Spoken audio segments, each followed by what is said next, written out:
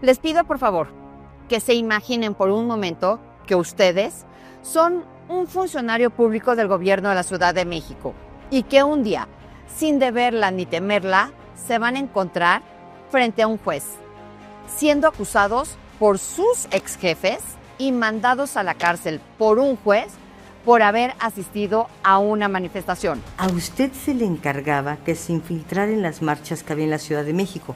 Uno tiene dignidad y yo jamás estuve ni estoy dispuesto a aceptar la imputación de un hecho que no constituye delito, el asistir a una marcha. ¿O qué? Por haberse esforzado en su educación para aspirar a un mejor puesto, le diga a un juez, por saber varios idiomas, te vas a quedar en la cárcel. Vemos en su expediente, señor Roberto, que usted sabe alemán, sabe inglés, sabe tantos idiomas, entonces pues es un riesgo porque usted puede escapar por lo menos a toda América Latina. ¿O qué? Lo estén trasladando en una Julia con otra persona que jamás había visto y que ahí, en la Julia, usted se entera que van a la misma audiencia porque son parte de la misma banda. Y le pregunta, oye, ¿tú por qué vienes, no? Y dice, no, yo vengo por, pues lo de Marques Sterling, un centro de espionaje. Y no, ya se empieza a reír, ¿a poco? Y yo también me río, ¿no? Le digo, no manches, ¿a poco? Sí, dice, pues nosotros también, le dicen, no, nosotros también vamos por eso. No me digas, sí, pues mucho gusto, somos tus coacusados, yo creo que vamos a la misma audiencia. O sea, que su ex jefe, es decir, el gobierno de la Ciudad de México, los está acusando de delincuencia organizada. O peor aún, que tras 3 meses de estar incomunicado e injustamente encarcelado, llegue a visitarlo un funcionario público, Irán Aquino, al reclusorio norte y le diga, confírmame que eras parte de la banda y saldrás de inmediato de la cárcel y no vas a pagar un solo peso para resarcir el daño. Si no lo haces, pediré 26 años de cárcel para ti y me vas a tener que pagar 40 millones de pesos por el resarcimiento del daño. Tener la puerta de tu libertad después de que te fabrican unos delitos irrisorios, ¿no? Después de que te tienen segregado por 3 meses, incomunicado completamente, ni una llamada, ni una hora de salir al sol siquiera, encerrado como los peores. Después de los secuestradores, después de los extraditables, estábamos nosotros. Estas 4 hipótesis que les acabo de dar fueron realidad. Una terrible realidad de 14 exfuncionarios públicos, quienes fueron injustamente acusados por el gobierno de Sheinbaum como jefa de gobierno, Ernestina Godoy como fiscal y Santiago Nieto como jefe de la UIF. ¿Y todo esto para qué? Para decirnos que ellos eran diferentes, que iban contra la corrupción y la impunidad. El caso Marques Sterling es un caso creado por Santiago Nieto, Ernestina Godoy, cargado de ilegalidades, injusticias, persecuciones y hasta la muerte de uno de los 14 perseguidos. ¿Para qué? Para que tuvieran ahí, en el gobierno de la Ciudad de México, un teatro judicial contra el ex jefe de gobierno, Miguel Ángel Mancera. La Fiscalía General de Justicia de la Ciudad de México informó ayer que nuestros ministerios públicos formularon imputación contra José Roberto N. por su probable participación en los delitos de ejercicio abusivo de funciones, antes conocido como peculado, así como violación a la comunicación privada. Al margen de la ley, nada. Por encima de la ley, nadie.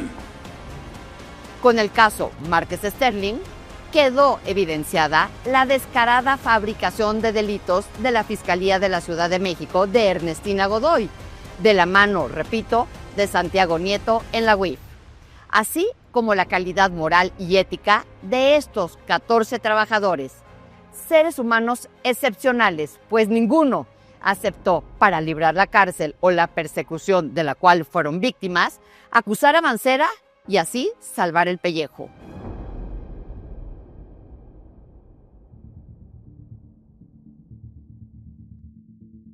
Recién llegados en el 2018, Sheinbaum, Godoy, Nieto y demás peones inventaron que Mancera tuvo del 2012 al 18 un centro de espionaje en un edificio del gobierno de la Ciudad de México ubicado en la calle Marques Sterling en el centro histórico de la Ciudad de México. Que ahí espiaban no solo a Andrés Manuel, sino a Sheinbaum y a muchísimos otros políticos de Morena. Vamos, a sus adversarios políticos. Luego, ni tarde y sí muy puesto, Santiago Nieto, el 6 de noviembre del 2020, presentó una denuncia ante la Fiscalía de la Ciudad de México por delitos de operaciones con recursos de procedencia ilícita y, como era su costumbre, solicitó de inmediato el aseguramiento de las cuentas bancarias de la arrendadora del edificio. ¿Pero qué creen? Que la agente del MP, Daniela Beatriz Hernández Díaz, me pongo de pie ante ella, determinó no congelar las cuentas sin antes realizar las investigaciones pertinentes y citó a declarar a la dueña del edificio. Vamos, como se hacen las cosas, o se deberían de hacer.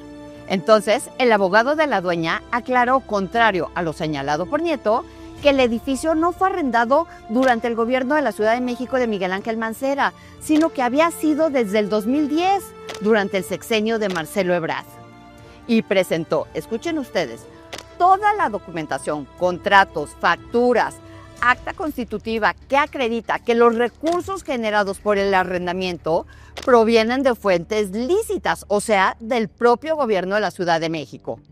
¿Qué tal?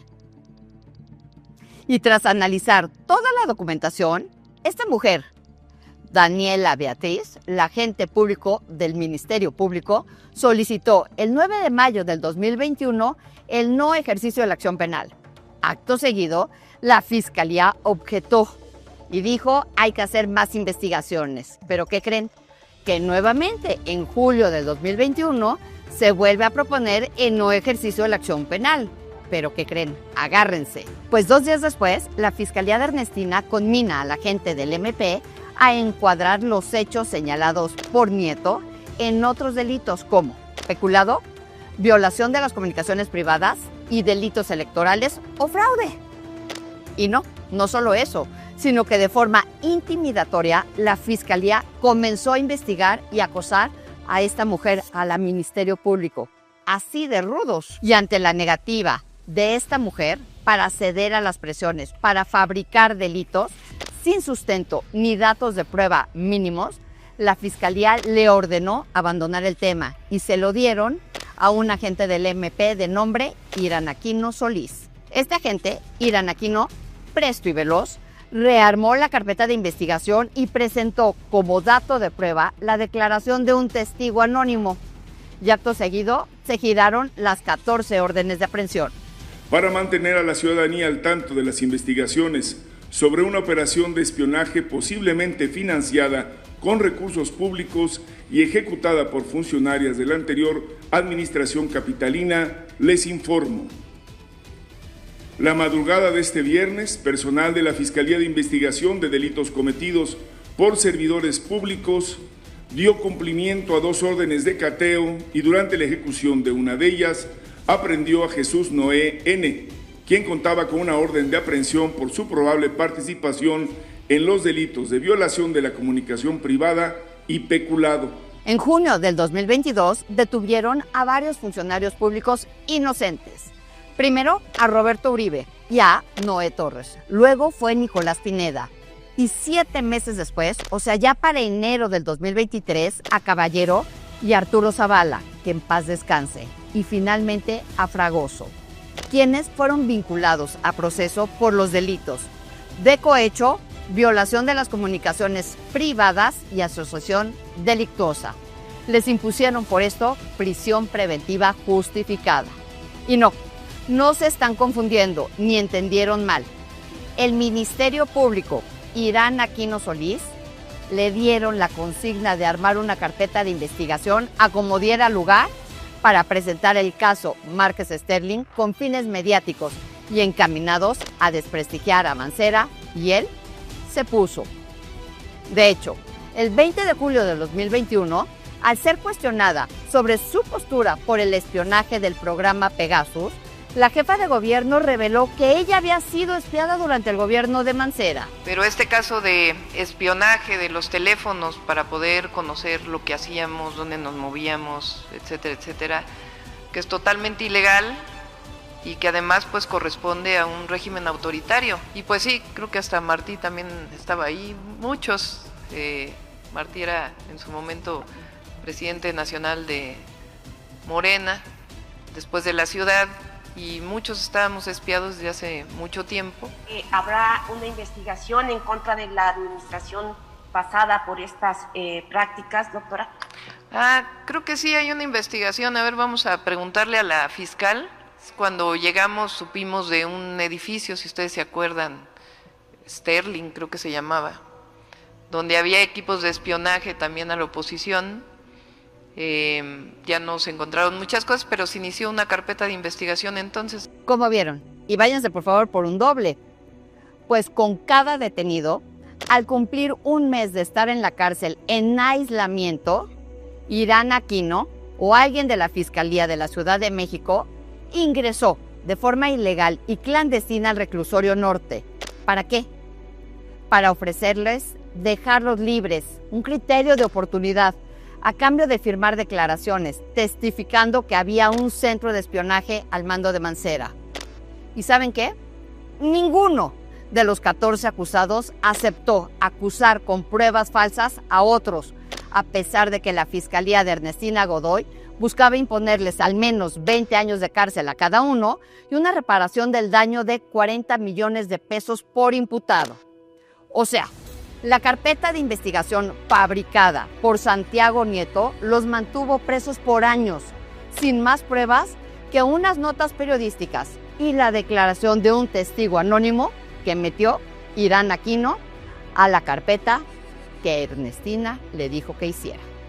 Un teatro más, como el de la licencia falsa de Rosario Robles, o el desafuero ilegal de Francisco Cabeza de Vaca, o el delito que no existe, pero por el cual metió Godoy a la cárcel a Alejandra Cuevas, entre otros más. Así, la 4T, sin duda, no salieron iguales, salieron mucho peores. El 5 de octubre del 2022, Sheinbaum resucitó la investigación contra Mancera, tras ser cuestionada sobre el espionaje realizado por Sedena a los opositores de la 4T, hecho que además el presidente López Obrador negó. Un gobierno que tiene miedo, un gobierno autoritario, pues se dedica a espiar a la oposición, a espiar a todo aquel que no piensa como el gobernante. Y nosotros pues no solo no tenemos miedo, sino que sabemos que la democracia pues tiene que ver con disentir. Algunas gentes piensan como nosotros, otras no. Algunas están de acuerdo en algunas cosas y en otras no están de acuerdo. Aquí había un lugar que tenía el anterior jefe de gobierno, que era, ¿cómo le llamaban a la calle? Sterling. Se volvió famoso el lugar Sterling. De hecho, hay gente ya detenida por parte de la Fiscalía General de Justicia y siguen las investigaciones porque era un lugar que se dedicaba al espionaje. Es más, lo que se dice, no sé cómo vayan las investigaciones de la Fiscalía, es que no solamente se dedicaba al espionaje, sino que también se dedicaba a revisar los terrenos junto con la información del registro público de la propiedad, que podían ser factibles de ser desarrollos inmobiliarios posteriores. Entonces, había hasta despojos, eso era lo que se decía. Increíble, pues a pesar de que el cabecilla o supuestamente el actor intelectual de este delito era Mancera, a él el gobierno de Sheinbaum nunca lo volteó a ver, no lo tocó. Lo que se hicieron fue perseguir a 14 hoy exfuncionarios públicos inocentes a modo de chivos expiatorios. Y de los 14 exfuncionarios públicos, déjenme decirles que 6 acabaron en la cárcel, otros más se ampararon y otros lograron escapar. De esos 6 que estuvieron en la cárcel, hoy aquí en La Otra Verdad están Nicolás Pineda, por el cual conocí a Roberto Uribe, y también está la memoria de Arturo Zavala, que en paz descanse, pues Arturo se dobló en la cárcel. Sí, no aguantó la infamia. Un juez lo sentenció a muerte, pues 15 días antes le pidió que le cambiara la medida cautelar y lo dejara irse a su casa o a un hospital, y este se lo negó. Hoy, un niño quedó huérfano por la persecución de Ernestina, de Santiago Nieto, en contubernio con ese juez. Nicolás, qué gusto verte en libertad. y no vestido de beige. Nunca se me va a olvidar cuando te vi, cuando estábamos afuera de la audiencia en la que te dijeron que tú no eras culpable, que tú no debiste de haber estado en la cárcel, y te vi vestido de beige a pesar de que ya no estabas en la cárcel, que te habían cambiado la medida cautelar.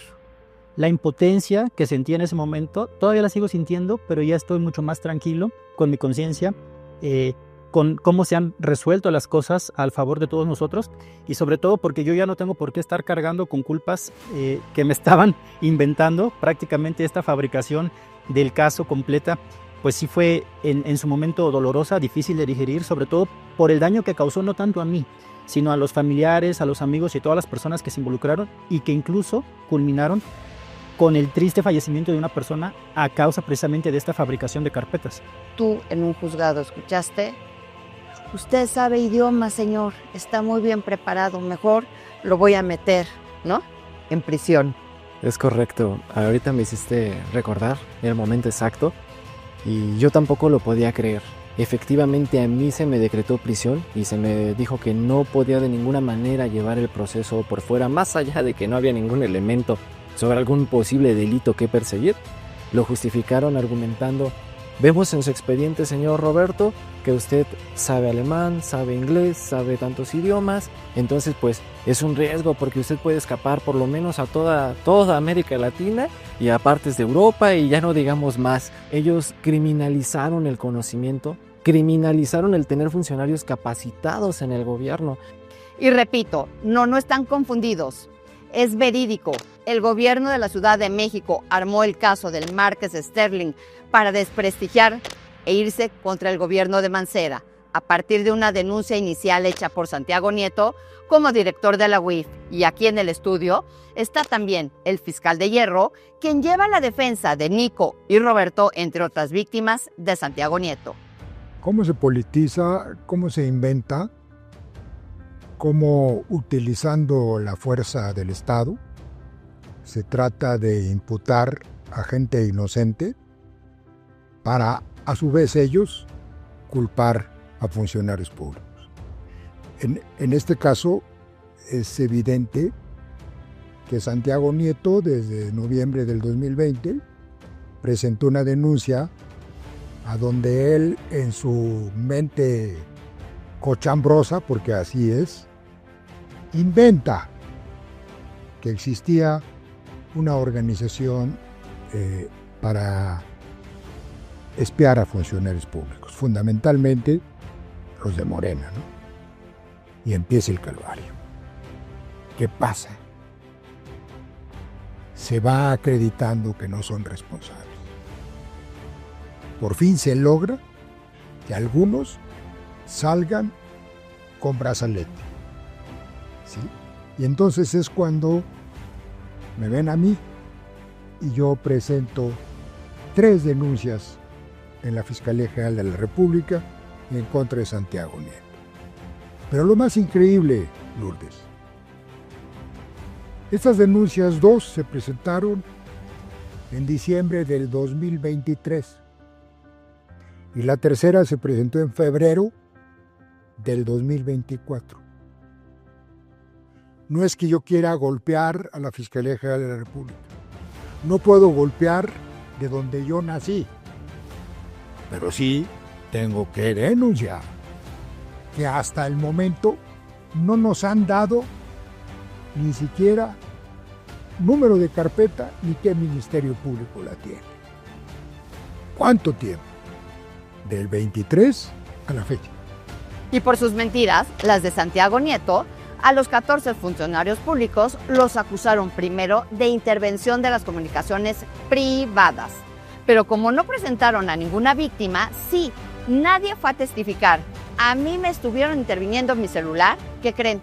Pues en la fiscalía se les hizo súper fácil cambiar a la víctima y decir que la nueva víctima era la sociedad. Pero, les pregunto, ¿la sociedad tiene comunicaciones privadas? Obvio no, así de cínicos. Segunda acusación, cohecho. Es decir, cohecho es robarse dinero del erario. ¿Y saben cómo lo documentó la Fiscalía de la Godoy para decir que ellos lo usaron en primera persona? diciendo que el gobierno de la Ciudad de México pagaba la renta del edificio donde ellos trabajaban. Irreal, por decirlo menos. Y pues, lo que le sigue es el tercero, asociación delictuosa, que era el obvio. Tras la detención de 2 exfuncionarios de la administración de Mancera, Sheinbaum aclaró en enero del 2023 que la detención de estos hombres no se trataba de una persecución política y expresó que habría 0 impunidad. Preferiría que lo explicara la Fiscalía, que la Fiscalía diera pues toda la información, ellos son los que lo tienen, por qué este centro de espionaje, a qué se deben estas órdenes de aprehensión, en fin, que pueda dar a la ciudadanía y a través de ustedes toda la información necesaria. Incluso usted fue víctima de estas prácticas. Sí, lo platicamos en alguna ocasión, que nos hicieron saber pues que estábamos bajo investigación. Pero es importante que sea la propia Fiscalía quien dé toda la información relacionada con este caso. 0 impunidad. 0 impunidad a la corrupción, 0 impunidad pues a los delitos en la ciudad. Involucra a la administración de Miguel Ángel Mancera. Ya ha habido cuestionamientos hacia el hoy senador de la República, líder de la fracción del PRD. ¿No lo atribuye, como él lo menciona, que es un hinchamiento político que está haciendo en su contra? Bueno, a ver, que lo explique la Fiscalía. Nosotros platicamos en su momento de qué se trataba el tema, pero quien tiene que dar toda la información es la Fiscalía. ¿Hay más involucrados que pues, nos pueda adelantar? No tengo información, yo creo que le corresponde a la Fiscalía darlo, es un asunto en todo caso penal y por lo tanto que lo informe la Fiscalía.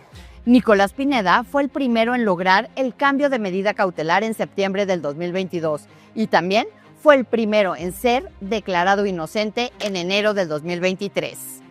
De hecho, y para entender lo que les pasó a estos funcionarios públicos, les cuento que asistió a su audiencia el 31 de enero del 2023 vestido de beige, como cuando lo conocí en el reclusorio norte. No lo podía creer.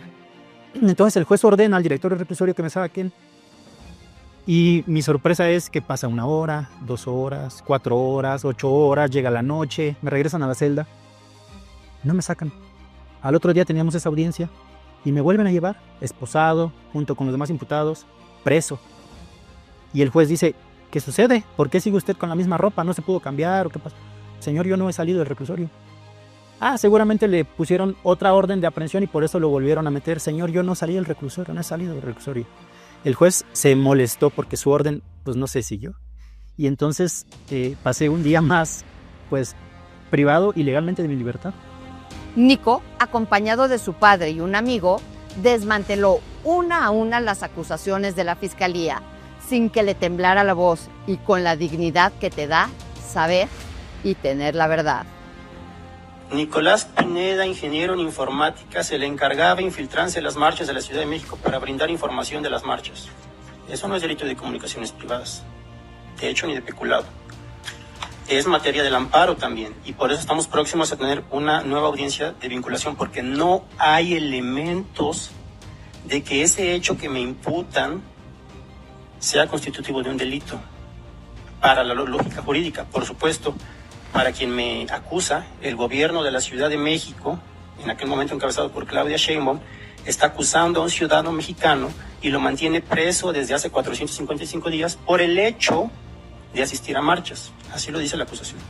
A mí me sigue sorprendiendo que un ministerio público preparado, profesional y lo que sea, o que un caso tan relevante para el entonces gobierno de la Ciudad de México, pusieran que el hecho que a mí me imputaban eran 3, muy sencillos, y están así claros en un párrafo nada más de la acusación.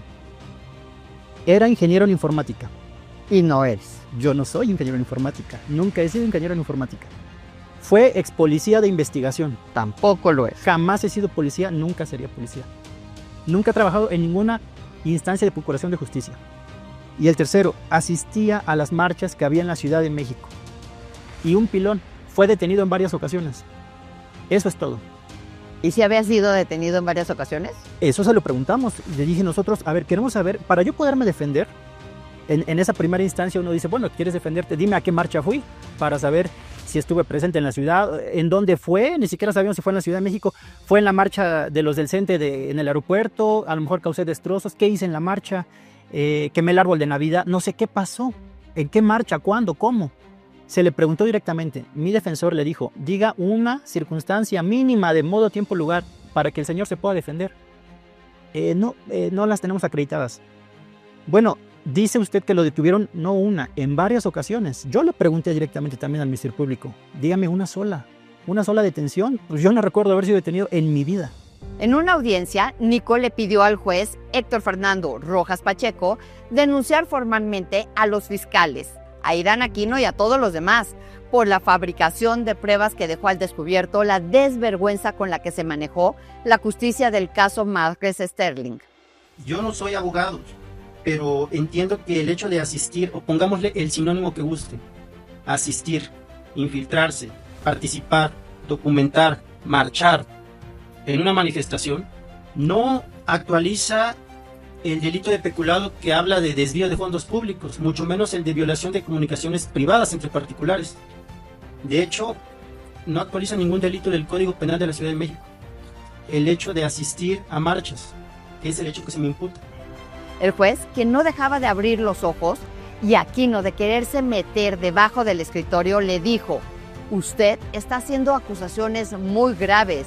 Y él le contestó: pues yo le digo, señor juez, que su error ocasionó que un inocente, es decir, él, estuviera preso 15 meses. Todo este entramado de fabricación de pruebas viene precisamente desde el Ministerio Público, Irán N. Yo le voy a decir Irán N porque el señor está denunciado. Y tendrá que pagar las consecuencias de sus actos.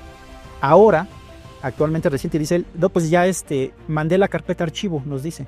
Como diciendo, ya con eso ya no les va a pasar nada, ya perdón, me equivoqué, no había elementos. Sí, señor, usted claramente sabe que no había elementos, por eso ahora archiva la carpeta, pero entonces, ¿por qué judicializó 3 años atrás si no había elementos? Al final le pregunté a Nico, ¿por qué si ya estaba en libertad, había acudido a la audiencia con su playera beige? Y su respuesta me dejó profundamente conmovida, porque no dejaba de sentirme preso hasta demostrar completamente mi inocencia y así desenmascarar las mentiras de Godoy. Ese miércoles 31 de enero del 2023, Nico escuchó que no sería vinculado a proceso por ser inocente y porque las acusaciones en su contra no se podían sostener. ¿Cuántos días estuviste en la cárcel? Uy, estuve 1 año 8 meses, un poquito más, yo creo. ¿Cuál fue tu peor día de la cárcel? Pues yo creo que de mis peores días en la cárcel evidentemente fue aquellos momentos que se debían de haber pasado en familia, porque como bien dijo mi compañero, efectivamente todo se te viene encima y piensas muchísimas cosas. Piensas, ya no voy a salir de aquí, y entre tantas amenazas, porque nos iban subiendo las penas. Empezaron en 22, bueno, en el caso de él se quedaron así, pero a mí en lo particular y a Noé y a otros, nos cumplieron otra orden de aprehensión justificando una supuesta asociación delictuosa. Y nos dijeron, no, es que ya no van a ser 22, su señoría, ahora van a ser 34 años. Pero eso lo hicieron en enero, a raíz de que nos negamos en repetidas ocasiones a lo del criterio que nos ofrecieron. A Roberto Uribe lo contactó en su momento Felipe Bobadilla Riva, como representante de la UIF.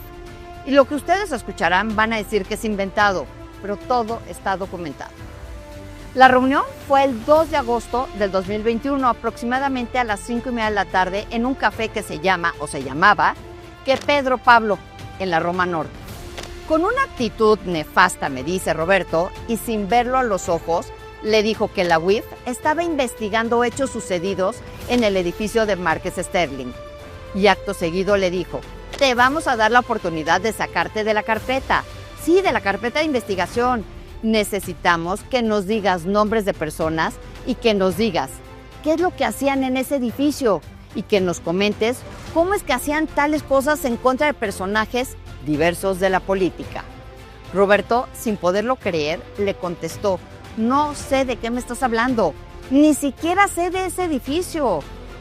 En los 7 tomos de la carpeta no existe un solo señalamiento de ubicación o liga de ese edificio en contra de Roberto. No hay nada. La reunión terminó más o menos a las 7 de la noche y este señor terminó diciéndole, tú me vas a firmar un documento donde yo te voy a decir a quién vas a señalar, porque yo no voy a regresar con mis jefes a poner mi cara de tonto. Roberto Helado dice, ¿a quién quieres que señale? Y me dice, pues al jefe de gobierno y a otros personajes. ¿Cómo crees? Si ni siquiera tengo trato directo con ellos. Y le contestaron, pues no te preocupes, nosotros Vamos a hacer el escrito y tú nada más lo vas a firmar y te vas a presentar a ratificar y a declarar. Y terminó la reunión con una amenaza. Si tú no quieres cooperar, te vamos a girar una orden de aprehensión. Y se la cumplieron. Tú me has platicado que es muy difícil seguir adelante, que te ha costado mucho por cómo te estigmatizaron. Ah, sí, no, a mí me pusieron, bueno, hasta internacional, porque a mí me vendieron como el jefe de la sección de espías de jefe de gobierno. Entonces, me sacaron videos y como fui también el primero junto con mi otro compañero, ¿no? No, pues se dieron vuelo. Videos, noticieros internacionales, totalmente criminalizados, totalmente estigmatizados. Yo tenía visa en Estados Unidos, era un personaje que tenía también nexos con, por ejemplo, organismos como el FBI y que tenía un buen currículum académico, profesional, una gran trayectoria y todo me lo rompieron, todo lo destruyeron. Irreal, por decirlo menos, pues la Fiscalía de Ernestina Godoy inventó que no se encontraba localizable, pero Roberto estaba trabajando a un costado del juzgado que lo estaba requiriendo de 9 de la mañana a 9 de la noche. El Ministerio Público durante la audiencia de vinculación dijo, sí, el señor efectivamente aquí trabaja, si no me equivoco, su señoría, aquí al lado, aquí es su lugar de trabajo, para justificar el arraigo laboral y justificar que yo era un riesgo porque yo tenía acceso a equipos especializados, a la institución de la Fiscalía, que yo podía amenazar y coartar, coaccionar. Y luego me dicen, además el señor desacató las citaciones. ¿Pero qué citaciones? Mi abogado le dijo, están citándolo a un domicilio que aquí en su propia carpeta dice desde el 2016. Él avisó que se cambió de domicilio desde el 2016. Aquí lo tienen. ¿Por qué le mandan al domicilio pasado? Ahí se ve el dolo y el propósito, que es algo que tienen ahorita las fiscalías y lo hacen muy común. Fingen citatorios. Fingen porque pegan, toman foto, lo quitan y se retiran. Y ya con ese argumento dicen, no te localicé. Fue acusado de ejercicio abusivo de funciones y de violación de las comunicaciones privadas y posteriormente de asociación delictuosa. Los primeros 20 días lo tuvieron en total incomunicación y exactamente al día 21 le ofrecieron un criterio de oportunidad. Se llegó Roberto Aguas y el entonces fiscal de servidores públicos. Fueron ellos los que en la sala de juntas del director del reclusorio, ellos me llamaron y lo recuerdo y me dice el entonces fiscal de servidores. Comandante, ¿cómo está? En atención a que ustedes de casa le venimos a dar la atención y yo me acuerdo que me... ¿De casa? ¿Atención? Esto es dar la atención después de 20 días de tenerme incomunicado porque fue el día 21. Lo recuerdo muy bien. Y vienes y me dices, es que como eres de casa te vamos a dar esta oportunidad. Yo lo escuché nada más unos momentos y me empezó a decir, es que mira, comandante, tú eres también de casa y dinos... a todos los que quieras tú señalar, y hasta me dijeron, no tiene por qué ser el jefe de gobierno únicamente, tú dame mandos, lo que yo quiero es, tú señálame mandos, señálame elementos de la fiscalía que nosotros podamos meter aquí. A Roberto Uribe, el juez de control que lo vinculó a proceso, no lo vinculó por lo que le imputaba la fiscalía, sino porque dijo que él manejaba un centro de tuiteros de bots. Roberto ganó un amparo el 31 de agosto del 2023. Y como la fiscalía lo impugnó, pues siguió injustamente encarcelado. Y no es por echarle más limón a la herida, pero Roberto, durante su carrera, fue galardonado. La mismísima jefa de gobierno, en este 2021, porque fue un año antes de que me cumplieran orden de aprehensión, en el Palacio de Gobierno, ella de propias manos me entregó un reconocimiento por los servicios prestados a los ciudadanos de la Ciudad de México, en el ámbito de la Procuración de Justicia, en la resolución de casos relevantes de alto impacto. Entonces, ¿qué hice mal? Roberto, a pesar de también haber demostrado su inocencia y al no ser vinculado a proceso por peculado e intervención de las comunicaciones privadas, escuchen bien por favor, el juez Pacheco Patlán le negó una audiencia para el cambio de medida cautelar porque este juez dijo que la no vinculación a proceso no significaba nada en cuanto que hubieran cambiado las condiciones que justificaran su prisión preventiva. Háganme el favor. Y siguió otro buen rato adentro de la cárcel. Y luego, ¿qué creen? Finalmente le cambian la medida cautelar. Pero como la Ciudad de México no tenía brazaletes, su familia se lo tuvo que comprar. Tú, usuario del brazalete, pagas la renta por usar el satélite. siendo inocente. Sí, es lo que te digo, es una injusticia sobre una injusticia. Maneras de castigarte, castigo tras castigo tras castigo. Te destituimos deshonrosamente, te metemos a prisión, ahí te va otro orden de aprehensión. Sí, ya te salió tu amparo, pero esto no significa nada, ahí vas a seguir. Bueno, ya sí vas a salir, pero vas con brazalete, consíguelo tú. Ah, ya lo conseguiste, bueno, espérate a que nos pongamos de acuerdo entre MPs para ver qué día ya van y te lo ponen. Espérate, porque tampoco fue que ya lo conseguimos, ya se pagó, ya todo. Ah, sí, espérate a que nosotros queramos y te lo quitamos. Y otra injusticia para quitármelo, porque un mes después de que ya todo se había acabado, un mes, lo seguía trayendo el brazalete. Quien salió del reclusorio norte sin haber demostrado su inocencia y dejando un hijo huérfano fue Arturo Zavala. Y fue porque se quebró en la cárcel. Sí, lo quebró, como ya les había dicho, la persecución de Ernestina Godoy y Santiago Nieto. ¿Cómo podrán dormir? Pues mientras la fiscal Godoy estaba mintiendo en una reunión a modo en el Senado y mandaba sacar a una de sus víctimas, a Mariela Albarrán, quien por alzar la voz contra su exmarido, amigo de la Godoy, quien había violado a sus hijas, Ernestina le abrió 7 carpetas de investigación. La familia de Arturo Zavala lo lloraba. Tenemos 0 tolerancia contra los agresores. Eso no es verdad, fiscal general. No ha tenido respeto por las víctimas, en específico por el exmagistrado violador. No podemos, a ver, no podemos. Solo le voy a dar un mensaje en breve. No, es falso.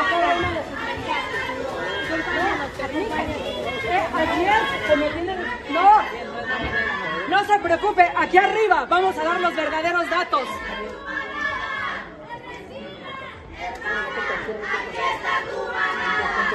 Falleció en la cárcel siendo inocente porque el gobierno de la Ciudad de México decidió politizar la justicia. Indignante. Arturo Zavala, profesión contador, con 52 años, fue aprehendido el 3 de enero del 2022. Estuvo preso por 588 días. Su pecado fue haber trabajado en la Secretaría de Gobierno de la Ciudad de México. Nada más. En toda la carpeta de investigación del caso Márquez Sterling, Arturo aparece señalado únicamente en un renglón, así como lo están escuchando. En esa carpeta, a un testigo a modo de la Fiscalía aseguró que Arturo laboraba en el C5 del Congreso y que desde ahí manipulaban las cámaras de toda la Ciudad de México para darle esa información al entonces jefe de gobierno. Y a pesar de que en la misma carpeta la Fiscalía solicitó información a la Secretaría de Gobierno y esta respondió que Arturo, escuchen bien, nunca trabajó en el C5 y que laboraba en otro edificio, la fiscal Ernestina Godoy determinó involucrarlo, apostándole a que terminaría rindiéndose y aceptando un juicio abreviado, y le impuso la prisión preventiva por un delito que no lo ameritaba.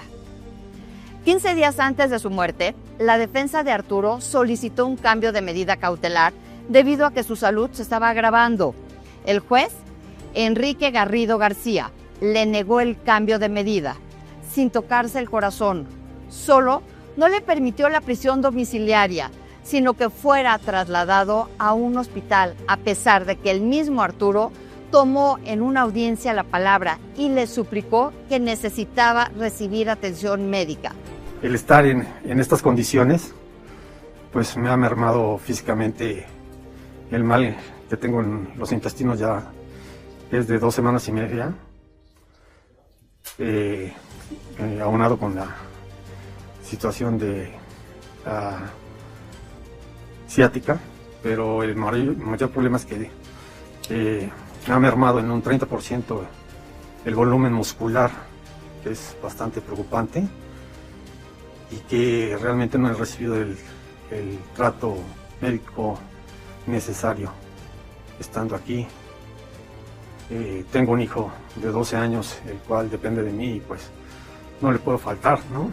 Días después, la salud de Arturo empeoró y las autoridades del Reclusorio Norte le dijeron que solo era una infección estomacal.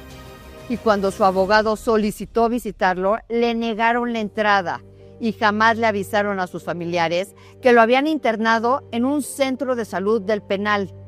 Se enteraron porque otros internos les avisaron. 2 días después de esto, dejaron por fin que uno de sus familiares entrara a verlo. Lo vio tan mal que le exigió a las autoridades del Reclusorio Norte que fuera trasladado a un hospital particular e incluso ofrecieron pagar todos los gastos. ¿Pero qué creen? Rechazaron la solicitud. Pero esa misma tarde, Arturo se puso muy grave y lo tuvieron que trasladar de urgencias a un hospital al más cercano del Reclusorio Norte, ubicado en Ticomán. Días después, tuvo una recaída. Lo volvieron a enviar al hospital. Entró a cirugía de emergencia y finalmente recibieron la terrible noticia de que Arturo había fallecido. ¿Y él quién le va a reparar su injusticia? ¿Quién le va a reparar la injusticia a su hijo? Si alguien más no alza la voz por él, yo lo vi sus últimos días.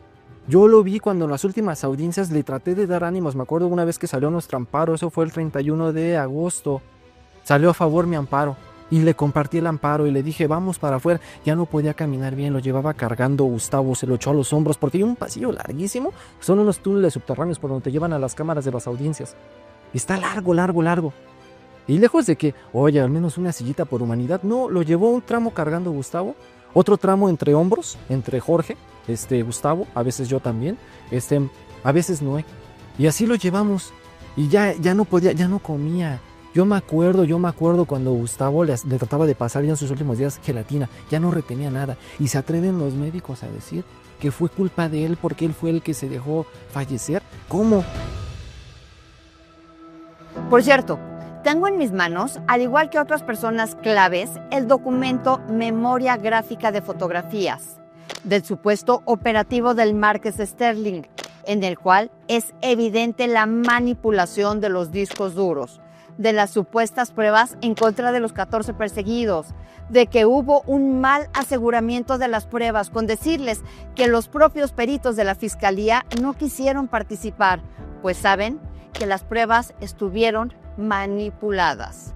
Y si todo lo que ha escuchado y visto lo tiene escandalizado, déjenme darles otra revelación, que es que en su momento se supo que ese edificio no lo contrató Mancera, sino que era desde la época de Brad. Pero lo que no sabían es que ahí también trabajaba Ulises Lara, el excuñado de Batres, ex Lord Cúspide y hoy flamante fiscal de Morelos.